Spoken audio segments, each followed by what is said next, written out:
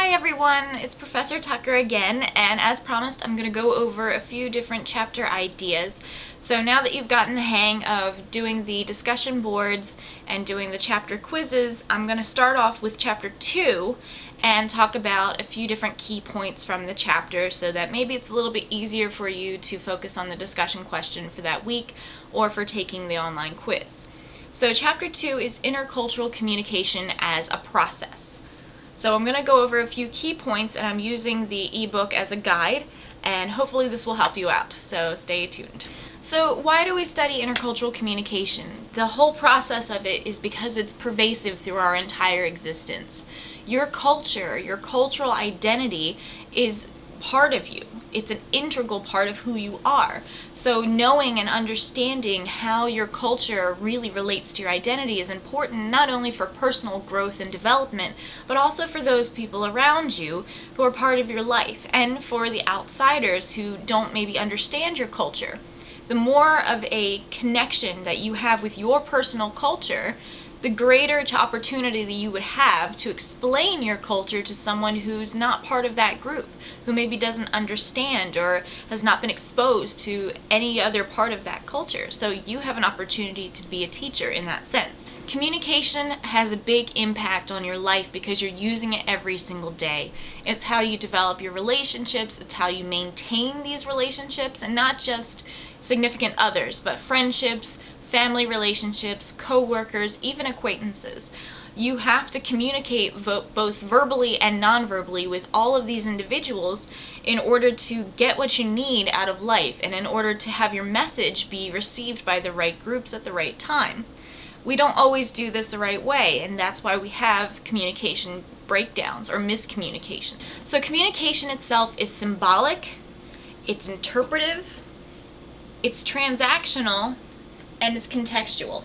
So if you look in your book on pages 36 and 37, it gives you overall definitions of how communication has different characteristics. So the first one is that communication is symbolic. And what I mean by symbols is that they're everywhere.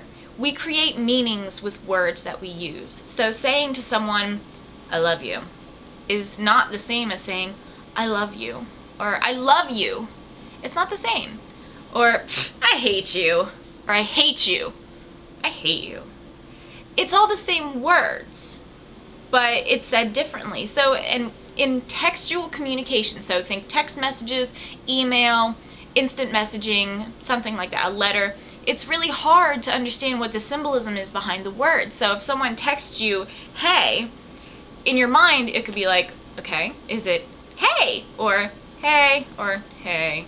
It could be any of those, so it's symbolic. We create the symbols, we create the meanings behind words. Other types of symbols would be things. So, for example, this is just a postcard. It's from St. John, the Virgin Islands, and I went last year. And I collect postcards, so when I travel somewhere, I like to send postcards to people that I really care about, and I keep a few for myself, because I like to know everywhere that I've been, and I like to keep these memories. So for me, this is a symbol of the trip, but also a symbol of a hobby of mine that I collect.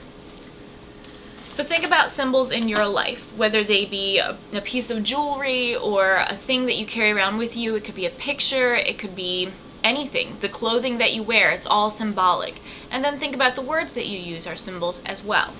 The next is communication is interpretive. We interpret communication based on our own experiences, based on what we've been exposed to or what other people have told us. Communication is transactional. And think about a transaction at a store. You are the purchaser of a new DVD. You take the DVD to the cashier, they scan it, you give them your money, they ring it up for you, they give you any change, they put it in a bag, they give you a receipt, you're done. That's a transaction. Communication works the same way. You have a sender, a channel, a message, a receiver, and noise. So the sender in this case would be me. I am speaking to you through the computer.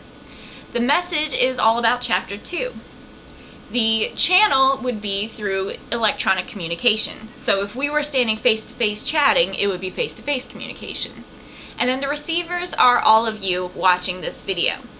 The noise is anything that distracts from the message. So you probably can hear my computer's running a backup scan, so it's kind of making a loud humming noise. If wherever you are, you have people around you that are talking or walking around, shuffling their feet, texting, if there's any sound, music, TV, something in the background, that creates noise. The other kind of noise is in your mind, is internal noise. So this can be psychological in that you have a lot of stress or you're going over your to-do list, lots of things going on, or physiological in that you don't feel good, you can't hear because of sinus pressure or something has occurred and you can't focus on it. Communication is also contextual. So this has a lot to do with your environment and the people you're speaking to. So a good example of this is that your communication with your parents might not be the same as with your significant other, or the same as with your best friend, or with your grandparents. You're not going to use the same terminology to talk to your boyfriend, girlfriend, husband, wife and say, "Hey, sweetie," or, you're not going to call your grandmother baby. I mean, you might.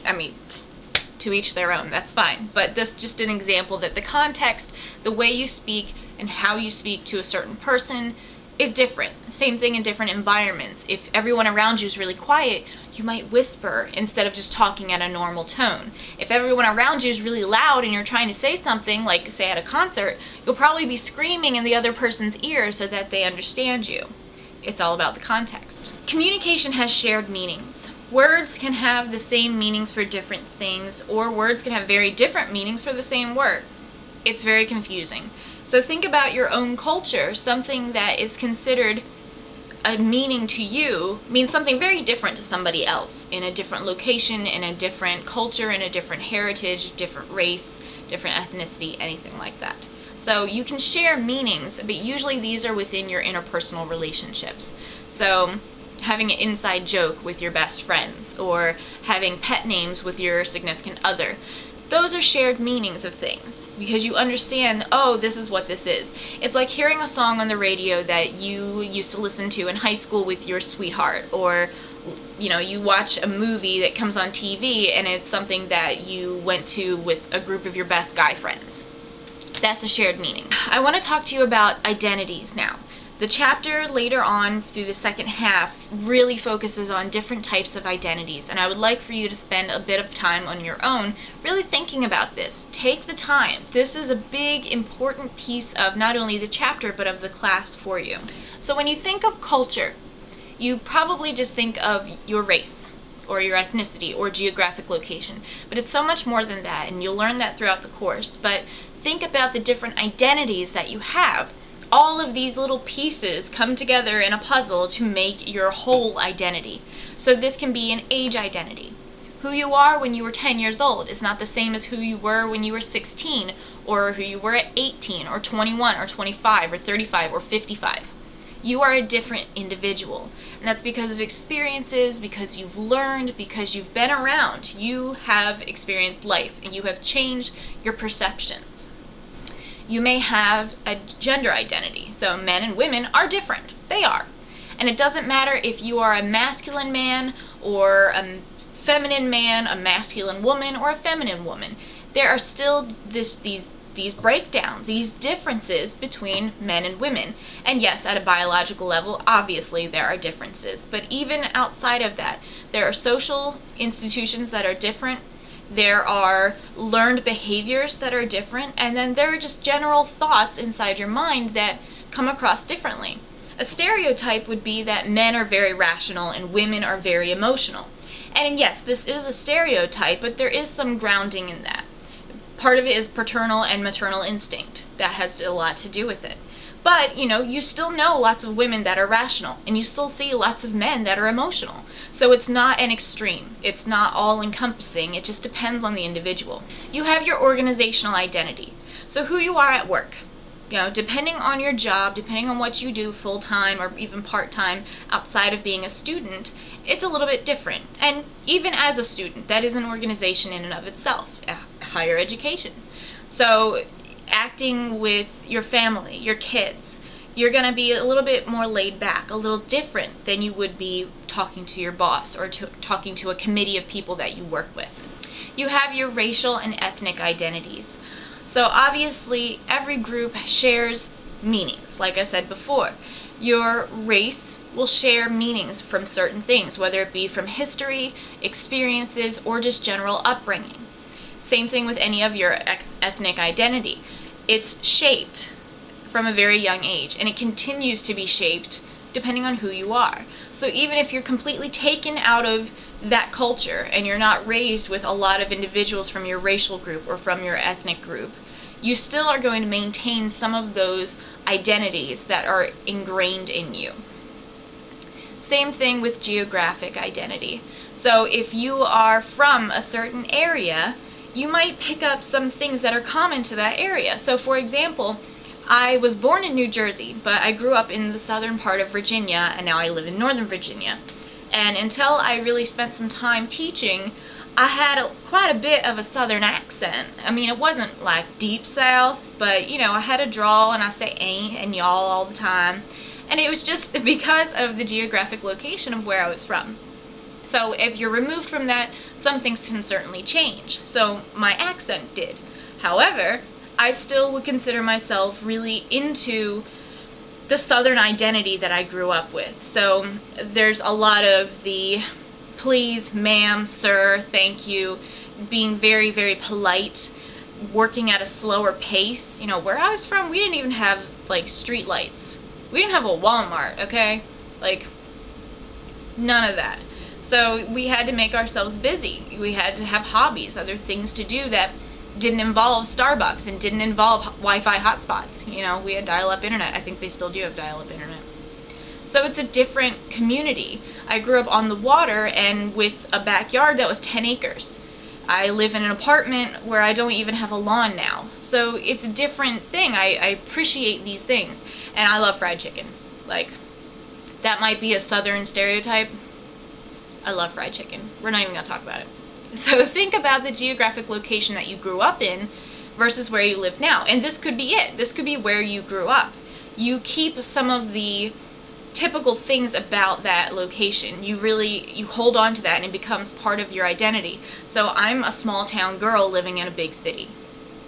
You work with it. Alright, so I have not gone over every part of the chapter, so please don't feel like you don't need to read the chapter because of this video. I just wanted to hit on kind of the key points and give you some more examples of what the book means by cultural identity and perceptions. And I hope that you spend the time and really look at these chapters, because it's more than just reading a textbook. You really are gaining a greater understanding of yourself, of your identity, of your culture, and especially if you haven't really been exposed to your cultural roots. Take this time to do it. Like, this is a great opportunity for you to really learn more about where you came from and the individuals that are a part of your greater culture. And just understand that culture is everything. It's the music you listen to, it's the art you appreciate, the books you read, the company you keep. You know, it is your ethnic heritage, it is your race, it's your age, it's your socioeconomic background. All of that is a different part of your culture. So even if I look a little bit like you, we don't have the same culture. If I look different than you, we might have a similar culture. So you can't make broad generalizations about a culture.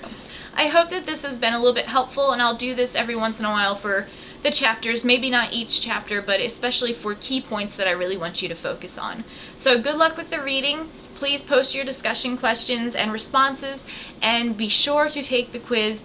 Keep track of the syllabus and the assignments, because it's easy to get away from you as an online class. So please take the time to really look at what's due, when it's due, write it down, do what I do, make a schedule. So I hope you guys have a great day, and I hope that this was helpful. Bye.